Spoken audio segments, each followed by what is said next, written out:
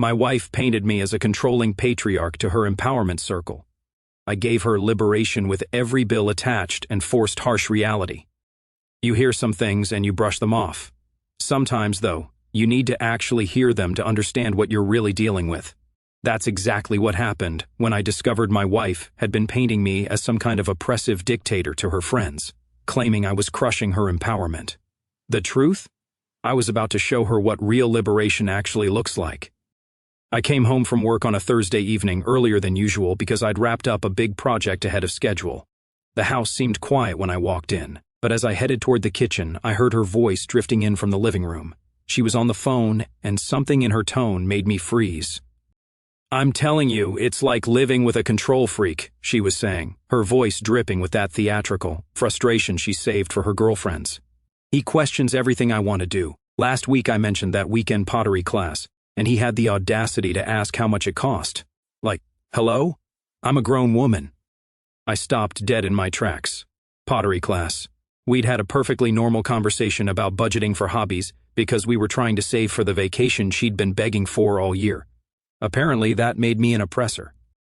"And don't even get me started on how he reacts when I want to go out with you girls," she continued, getting more animated.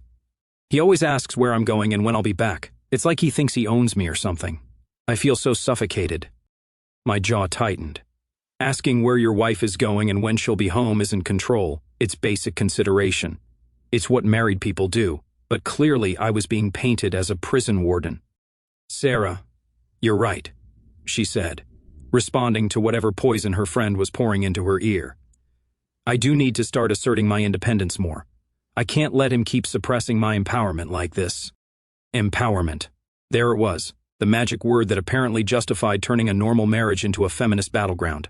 I'd been married to this woman for 4 years, and suddenly I was the enemy of her personal growth. "He even has opinions about what I wear," she went on, really hitting her stride now.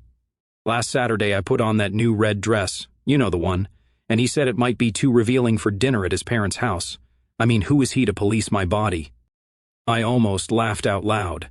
The dress was basically a napkin with straps. I hadn't policed anything. I'd simply suggested that meeting my conservative 70-year-old parents wasn't the best venue for something that showed more skin than fabric. But apparently that was oppression too. "Now you know what, you're absolutely right," she said, voice rising with excitement. "I need to stop letting him dictate how I live my life. I'm going to start making my own decisions and stop asking for his approval for everything." The irony was thick enough to choke on. She wasn't asking for approval, we were having conversations like normal married couples do. But in her twisted narrative, I'd become the villain stopping her from becoming her authentic self. "Oh, and get this," she continued, clearly enjoying her audience. "Yesterday I mentioned wanting to redecorate the living room, and he said we should discuss it together since we both live here.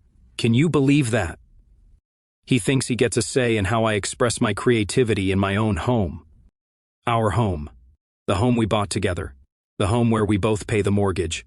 Wanting to discuss major decorating decisions apparently made me a creativity crusher now." I know, she said, dropping her voice to that conspiratorial whisper women use when they think they're sharing revolutionary wisdom. "I've been reading about emotional manipulation and gaslighting, and I'm starting to recognize the patterns. He's been doing this for years, and I just normalized it." Gaslighting. The woman who couldn't remember where she put her keys 5 minutes ago was now an expert on psychological manipulation. "You're so right, Sarah. I do deserve better than this," she declared. "I'm going to start standing up for myself more. No more letting him make me feel small." I'd never made her feel small. If anything, I'd spent 4 years building her up, supporting her dreams, encouraging her goals. But apparently that support came with strings, like basic adult responsibility and mutual respect. "I'm thinking about joining that women's empowerment group you mentioned," she said, voice gaining confidence. "Maybe it's time I surrounded myself with people who actually support my growth instead of trying to hold me back." Perfect. A women's empowerment group. Because nothing says personal growth like sitting in a circle complaining about your husband with other dissatisfied wives. The conversation dragged on for another 10 minutes, each new revelation more absurd than the last. I'd apparently committed crimes against feminism by expecting her to contribute to household chores, questioning impulse purchases, and having the nerve to express preferences about our social calendar. By the time she hung up, I'd been transformed from a loving husband into a patriarchal oppressor, systematically destroying her spirit. I quietly backed out the front door, made sure my keys jingled loudly this time, and walked in again like I'd just arrived. "Hey, honey, you're home early," she called, appearing in the doorway with a bright, fake smile, the same face that had just been recounting my supposed crimes against her independence. "How was your day?" I looked at her, really looked at her, and saw someone I barely recognized. The woman I'd married had been honest and straightforward. This person was performing, manipulating, and playing victim for an audience of enablers. "Interesting," I said, keeping my voice neutral. "Very enlightening, actually." She didn't catch the undertone, just smiled and floated back to whatever she was doing. But the pieces were clicking into place. This wasn't recent. This was who she'd become, or maybe who she'd always been underneath. The only question now was what I was going to do about it. One thing was certain. If she wanted to be liberated from my supposed oppression, I was more than happy to help her achieve that goal. Something told me the freedom she was about to experience wouldn't be quite what she had in mind. The game had changed, and she didn't even know it yet. After that eye-opening phone call, I decided to become a student of my own marriage. Knowledge is power, and I was about to earn a PhD in exactly who I'd been sharing my life with. The curriculum turned out to be far more disturbing than I'd imagined. The very next evening, her friend Jessica came over for what they called girls' night. I made myself scarce in the home office, but our house isn't a mansion.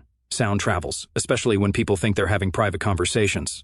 "So how did he react when you stood up to him about the pottery class?" Jessica asked, clearly continuing an ongoing saga. "Oh, I haven't actually signed up yet," my wife replied, slipping into that martyred tone I was starting to recognize. "But I'm going to. I'm done asking permission for things that make me happy." Permission. There was that word again. I'd never asked her to get permission for anything. We discussed expenses because we had shared financial goals. Apparently that was oppression now. "Good for you," Jessica said approvingly. "You need to start reclaiming your power. Men like him count on you staying small and dependent. Men like him." She'd met me maybe 6 times in 4 years, and suddenly she was an expert on my character. "You know what's really frustrating?" my wife continued, warming to her theme. "He has this way of making me feel guilty for wanting things. Like last month when I wanted highlights, he said we should wait until next month because of some bill, but then he goes and buys new golf clubs without even mentioning it." I had to grip my pen tighter to keep from laughing. The golf clubs were a birthday gift from her parents that I'd specifically asked for instead of letting them spend money on something random. And the highlights? We'd agreed to wait because she'd just dropped $300 on a girls' weekend. Reality wasn't nearly as dramatic as her version. "That's classic financial abuse," Jessica declared with the confidence of someone who'd clearly read too many relationship blogs. "He controls the money to control you. Textbook manipulation, financial abuse. Because asking your spouse to stick to a budget was apparently domestic violence now." "I never thought about it that way," my wife said, voice getting that excited tone people get when they discover a new way to be offended. "But you're right, he does control our finances. I should have equal say in how we spend our money." Equal say. We had joint accounts, we made decisions together. But the fact that I paid attention to the budget and didn't rubber stamp every impulse purchase made me a financial dictator. "Exactly," Jessica said, fully in coach mode now. "And what about your career? Does he support your professional growth?" My wife worked part-time at a boutique because she said she didn't want the stress of a full-time job. I'd supported that decision completely, even though it meant I carried most of the financial load. Apparently that was about to be reframed too. "Well, you know how he gets when I work late or want to take on extra projects," she said, voice wounded. "He says he misses having dinner together, but really I think he just wants to keep me from advancing." I actually laughed out loud at that one, then quickly covered it with a cough. I'd never once complained about her working late. In fact, I'd encouraged her to take on more responsibility because I knew she was capable of it. Missing dinner apparently meant I was sabotaging her career. "That's so typical," Jessica agreed. "He's threatened by your success. Strong women intimidate weak men." Weak men. The guy who'd supported her through 2 job changes, a brief start-a-blog phase, and countless other ventures was apparently intimidated by her success at a boutique. The logic was breathtaking. "I'm starting to see a pattern here," my wife said, revolutionary fervor rising. "He's been holding me back in so many ways. Maybe it's time I started making some changes." "What kind of changes?" Jessica asked, ready to cheer on whatever rebellion was brewing. "Well, for starters, I'm going to stop asking his opinion about everything," she declared. "If I want to buy something, I'll buy it. If I want to go out, I'll go out. I'm going to start living my life on my terms." Living her life on her terms, with our joint credit cards, in our shared home, presumably.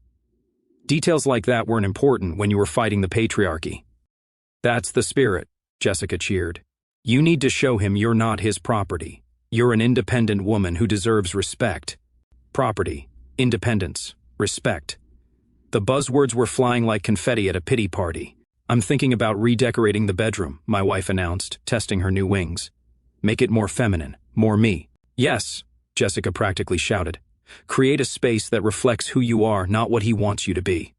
The bedroom I'd given her complete control over when we moved in. The bedroom where she'd chosen every piece of furniture, every color, every decoration. Apparently, my mere presence in the room I slept in was oppressive to her self-expression. "And I'm definitely joining that women's group you mentioned," she continued, building momentum. "I need to surround myself with people who understand what I'm going through." "The Empowered Women's Circle meets every Tuesday," Jessica said excitedly. "We talk about breaking free from limiting beliefs and toxic relationships. It's exactly what you need." Toxic relationships. 4 years of marriage, reduced to toxicity because I had expectations and boundaries. Because I thought marriage was a partnership, not a one-way entitlement program. "I can't wait," my wife said. And for the first time that evening, she sounded genuinely happy. I feel like I'm finally waking up to who I really am. Who she really was, apparently, was someone who needed to be rescued from her own husband. Someone who saw partnership as oppression and responsibility as abuse. Someone who required an audience of enablers to validate her victim narrative. The conversation eventually moved on, but the damage was done. I'd heard enough to understand this wasn't just venting. This was a systematic campaign to redefine our entire relationship through the lens of oppression and empowerment. After Jessica left, my wife came into the office radiating that bright, almost manic energy people get when they think they've discovered something revolutionary. "How was your evening?" she asked, tone defiant, like she was testing me. "Productive," I said without looking up from my laptop. "Got a lot done." "Good," she said, lingering in the doorway. Jessica and I had a really enlightening conversation about relationships and personal growth. "Sounds fascinating," I replied, keeping my voice neutral. "We talked about how important it is for women to maintain their independence in marriage," she pressed, clearly wanting a reaction. "How easy it is to lose yourself in someone else's expectations."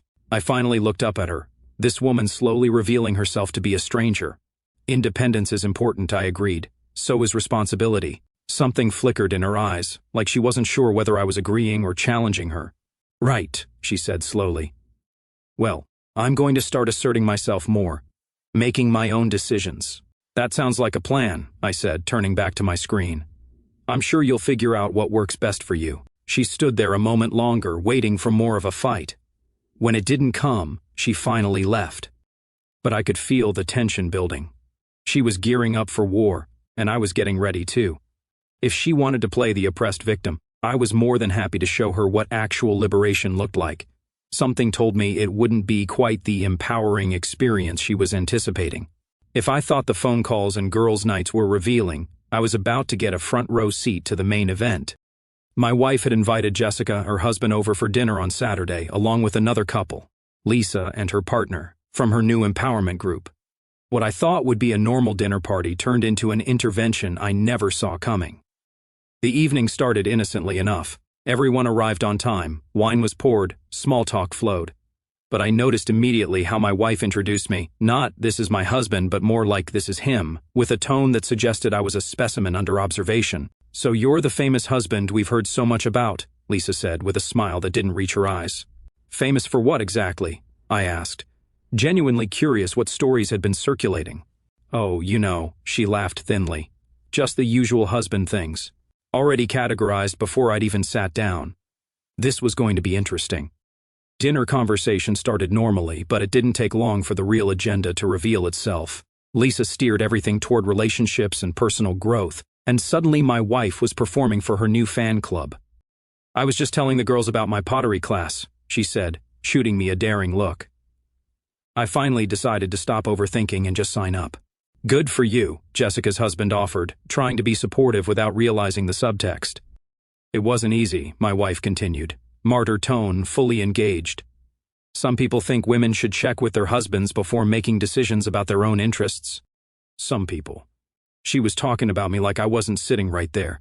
The same pottery class we discussed 3 days ago and agreed was a great idea once she found one that fit our schedule and budget. That's so antiquated, Lisa chimed in, staring straight at me. Women don't need permission to pursue their passions. I completely agree, I said calmly, sipping my wine. Permission implies someone has authority over another adult, which would be strange in a marriage. My wife's eyes flashed. She clearly hadn't expected me to agree so readily.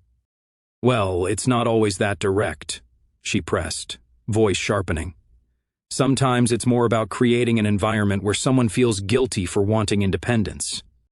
Sounds exhausting, I said, meeting her gaze. Constantly monitoring someone else's feelings about your choices. Much easier to just be direct about what you want.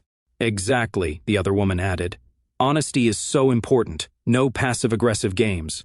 The irony was delicious. Here they were playing the most passive-aggressive game I'd ever witnessed while lecturing about honesty. Speaking of honesty, Jessica jumped in, emboldened by the group. Don't you think it's important for couples to have equal say in major decisions? Absolutely, I replied. Equal input from equal partners making equal contributions. That landed exactly as intended. My wife flushed. She knew her part-time job and my full-time career plus freelance work weren't exactly equal contributions, but she couldn't admit it without undermining her narrative. Contributions aren't just financial, Lisa said quickly. Emotional labor, household management, relationship maintenance. Women do so much unpaid work. True, I nodded. It's important to recognize all forms of contribution. Like when someone handles lawn care, home maintenance, car repairs, and most of the cooking. That should definitely be acknowledged. Another direct hit. I handled all those things plus earned the majority of our income, yet I was still the oppressor. Men always want to make it about money, the forgotten woman muttered, heating up. Not at all, I said, calm as ever. I think all contributions matter equally. I just find it interesting how people calculate fairness differently depending on what serves their argument.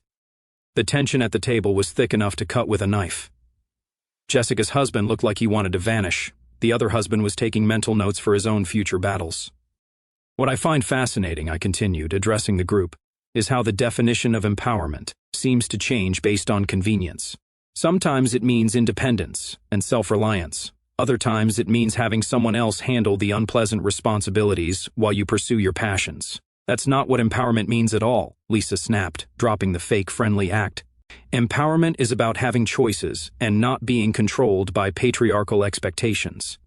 Patriarchal expectations, I repeated thoughtfully. Like expecting adults to contribute proportionally to shared expenses? Or communicating honestly instead of building resentment through passive-aggressive storytelling? My wife's wine glass hit the table harder than necessary. You're doing it right now, she accused, voice rising. You're making me look bad in front of our friends. I'm not making you look like anything, I said calmly. I'm just participating in the conversation you started about relationships and honesty. This is exactly what we were talking about, Jessica declared, jumping to her defense. The way you twist things to make her seem unreasonable. What's unreasonable, I said, setting down my fork, is having conversations about me without me. Creating a narrative that bears no resemblance to reality. And then expecting me to play along when confronted with it. The table went dead silent. I know exactly what this is, I continued, looking around. This was supposed to be an intervention where you all gang up on the terrible husband and show him the error of his oppressive ways. The problem is you're operating from false information. False information? Lisa sputtered. Are you calling your wife a liar?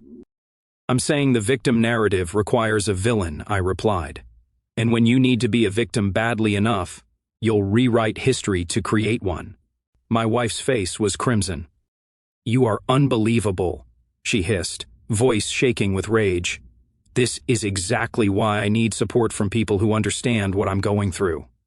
What you're going through, I said, letting some edge creep in, is called being married to someone who expects partnership instead of dependency. There it is, Lisa said triumphantly. The mask is finally off. What mask? I asked. I've been completely honest this entire evening. I've agreed with every principle you've stated. Independence, equality, honesty. The problem is you don't actually want those things. You want the benefits of partnership with none of the responsibilities. Silence stretched until Jessica's husband awkwardly cleared his throat. Maybe we should change the subject, he suggested weakly. No, my wife said coldly. I think this has been very enlightening. Everyone can see exactly who they're dealing with now. You're absolutely right, I said, standing. Thank you all for coming. I think you know where the door is. I walked into the kitchen, leaving them to process. I heard hushed, urgent whispers and chairs scraping as they gathered their things. My wife appeared in the doorway minutes later, fury and humiliation radiating off her. How could you embarrass me like that? She demanded. I didn't embarrass you, I said, rinsing dishes. You embarrassed yourself by turning our marriage into entertainment for your empowerment group. They were trying to help me, she said, voice breaking. They were trying to validate a story you've been telling yourself, I replied, not turning around. But here's the thing about stories. Eventually you have to live in reality. She stood there, rage crackling. Finally she spoke, voice cold and certain. This isn't over. I turned and smiled for the first time all evening. You're absolutely right. It's not over. In fact, I think it's just getting started. She stormed off. The front door slammed as the last of her support group fled. The house was finally quiet, but I knew the real fireworks were still ahead. If she wanted to play victim, I was about to give her something real to complain about. The next morning arrived heavy with tension. My wife moved around the house like a storm front, slamming cabinets, making aggressive coffee sounds. I knew the confrontation was coming, and honestly, I was ready. She finally cornered me in the living room while I read the news on my tablet.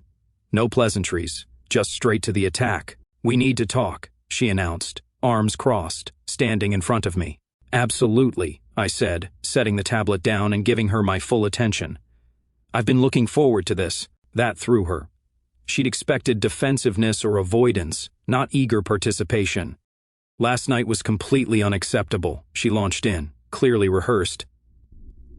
You humiliated me in front of my friends and showed your true colors. Let me stop you right there, I interrupted, raising a hand. Let's talk about what you think you've been going through. Specifically, her eyes narrowed. You know exactly what I'm talking about. Actually, I don't, I said, leaning forward. Because the marriage you've been describing to your friends isn't the marriage I've been living in, so help me understand which one of us is delusional. I'm not delusional, she snapped. I'm finally seeing clearly for the first time in years. Really? Then let's examine this clarity. I stood up. You told Jessica I questioned the cost of your pottery class. True or false? True, but that conversation happened because we're saving for the vacation you've been begging for. True or false? That's not the point. It's exactly the point, I said, voice sharpening. You told them I control our finances. We have joint accounts and you have access to everything. So what exactly am I controlling? She opened her mouth, but I wasn't finished. You complained I ask where you're going and when you'll be back. Yet last week you got upset when I went to the gym without telling you because you'd made dinner plans. So which is it? Are we considerate partners who communicate or controlling oppressors? You're twisting everything. I'm using your own examples, I replied. You said I police what you wear. I suggested a cocktail dress wasn't ideal for Sunday dinner with my 70-year-old mother. Was I wrong? Silence. Her face flushed. You painted me as someone who crushes your creativity because I wanted to discuss redecorating our shared living space. The space we both live in and both pay the mortgage for. Was wanting input unreasonable? It's not what you said, it's how you said it, she tried. I laughed, actually laughed. I said, let's talk about it together. Those were my exact words. How exactly should I have phrased that to be less oppressive? You don't understand. No, you don't understand, I cut her off. You've been so busy playing victim you forgot we're supposed to be partners. You've turned every normal conversation into evidence of abuse, every reasonable expectation into oppression. My feelings are valid, she said, but the conviction was fading. Your feelings are absolutely valid, I agreed, but feelings aren't facts. And the facts are you've been distorting reality to feed a narrative that makes you the hero of your own empowerment story. So now I'm the villain? Tears were forming. No, I said, voice softening slightly. You're someone who got so caught up in being a victim that you forgot how to be a wife. I don't want to be just a wife, she shot back. And there it was, the real issue. There's the truth, I said quietly. This was never about oppression or control. This is about you wanting out but being too scared to admit it. She stared, mouth opening and closing, unable to deny it. Here's what's going to happen, I continued, calm but final. You want empowerment, independence, to make your own decisions without considering anyone else? Perfect. I'm about to give you exactly what you've been asking for. What do you mean? Her voice was barely a whisper. I mean, I'm done being the villain in your victim story. You want to be liberated from my oppression? Consider yourself liberated. You can't just... I can't what? Make my own decisions? Assert my independence? Refuse to tolerate disrespect? I smiled coldly. Funny how empowerment sounds different when someone else is doing it. The tears were flowing now, but they weren't going to work this time. You wanted a strong, independent woman who doesn't need anyone, I said, heading for the door. Well, congratulations. You're about to find out exactly what that looks like. Her crying followed me out, but for the first time in months, I felt completely free. I should have known she wouldn't go down without a fight. What I didn't expect was for her to double down so spectacularly. 3 days later, I came home to find my living room transformed into empowerment headquarters, complete with an audience. My wife sat in the center of the couch like a queen holding court, surrounded by Jessica, Lisa, and 2 other women I didn't recognize, all arranged in a semicircle facing the front door like they'd been waiting for the defendant to arrive. The ambush was so obvious it was almost insulting. Perfect timing, my wife announced as I walked in, voice dripping with theatrical confidence. We were just talking about healthy communication in relationships. Healthy communication, from the woman who'd been secretly bad-mouthing me for months instead of having actual conversations. Ladies, I said pleasantly, setting down my keys. This is unexpected. Should I have brought snacks? This isn't a joke, Lisa snapped, clearly the designated spokesperson. We're here because your wife needs support. Support for what, exactly? I asked, genuinely curious how they'd frame this latest drama. For dealing with a husband who refuses to acknowledge his toxic behavior, one of the new women said, voice thick with righteous indignation. Toxic behavior, I repeated. And you all feel qualified to diagnose my toxicity based on what information exactly? Based on everything she's told us about how you treat her, Jessica jumped in. Ah.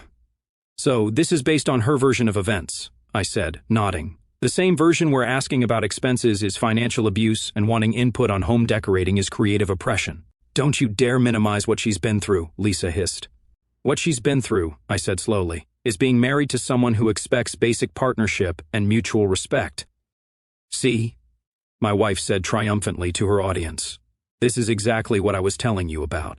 He can't even acknowledge my feelings without being condescending. Your feelings, I said, voice still calm, are based on a fantasy where normal marriage expectations become oppression. There it is again, the other new woman declared, gaslighting, making her question her own reality. You want to talk about reality? I asked, looking directly at my wife. Let's discuss reality. You work part-time by choice. I work full-time plus freelance to support the lifestyle you want. I handle the lawn, the cars, most of the cooking, and the majority of household repairs. But somehow I'm the oppressor. Money isn't everything, Lisa said quickly.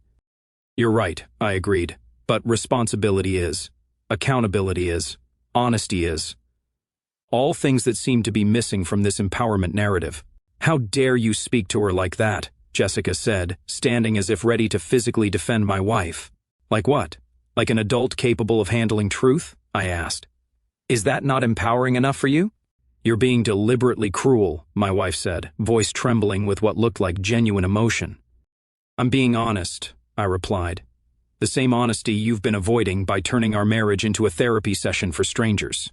We're not strangers, Lisa said indignantly. We're her support system. You're her enablers, I corrected. There's a difference. A support system helps you grow and face reality. Enablers help you avoid responsibility and blame everyone else for your problems. The room erupted. Outraged voices overlapping about emotional abuse, manipulation, toxic masculinity. I stood there watching the performance, amazed at how quickly rational conversation had devolved into mob mentality. Enough, I said loudly, cutting through the noise. The room went silent.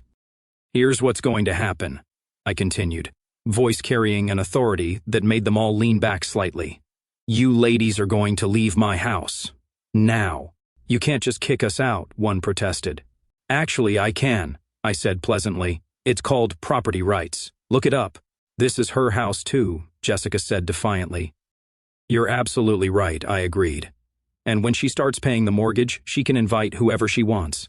Until then, you're trespassing. My wife's face went white. She'd expected her backup choir to intimidate me into submission, not be dismissed like children. You can't do this, she whispered. Can't do what?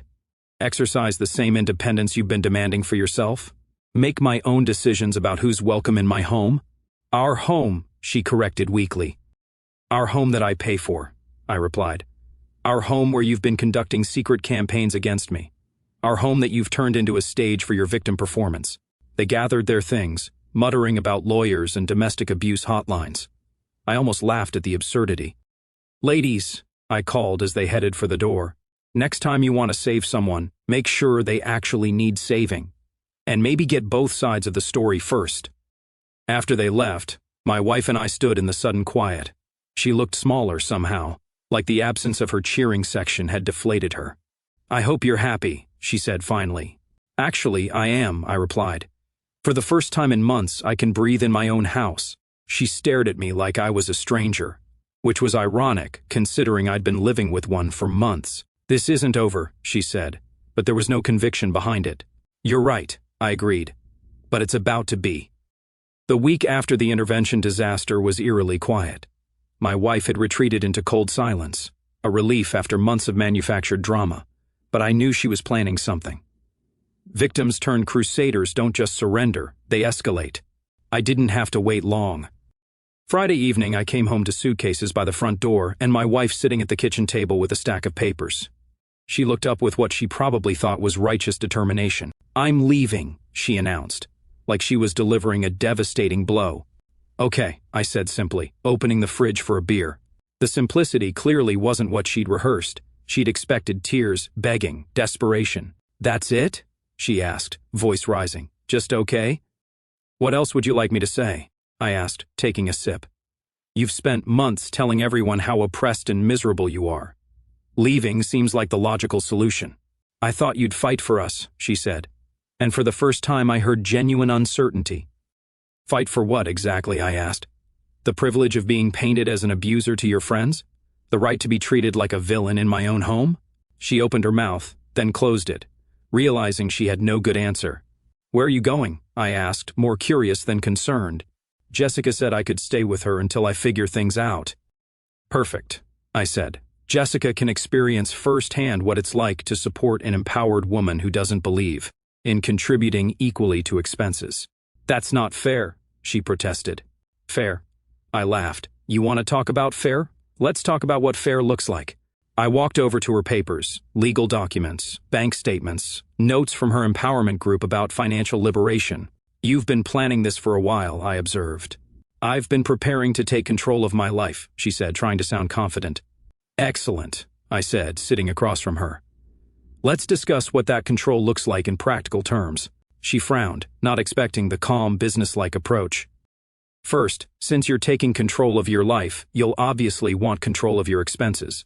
Your car payment, insurance, phone bill, health insurance, credit card payments, all yours now. Her face paled. Second, you'll want the empowering experience of managing your own living situation. Rent, utilities, groceries. The full independent woman package. We have joint accounts, she said weakly. Had, I corrected. I'll be closing those Monday. Don't worry, you'll get exactly half of what you contributed. You can't do that, she said, panic rising. Actually, I can, I replied calmly. It's called the same independence you've been demanding. Funny how it sounds different when the responsibilities come with it. But I don't make enough to support the lifestyle you've been enjoying while complaining about oppression, I finished. That's the beautiful irony of empowerment. It comes with bills. She stared at the papers, reality sinking in. Her part-time boutique job wasn't going to cover the life she'd grown accustomed to. This isn't what I wanted, she whispered. Really? I asked. Because this is exactly what you've been asking for. Complete independence from my oppressive influence. No more having to consider my opinions about spending or lifestyle choices. Pure, unadulterated empowerment. You're being cruel, she whispered. I'm being logical, I corrected. You can't have the benefits of partnership while rejecting the responsibilities. You can't demand independence while expecting someone else to fund it. She sat silently, staring at her hands. When she finally looked up, tears filled her eyes. But they weren't the manipulative tears I'd grown used to. These looked like genuine realization. What if I was wrong? She asked, so quietly I almost missed it. Wrong about what, specifically? About everything, about us, about you being controlling. I leaned back, studying her face. What do you think?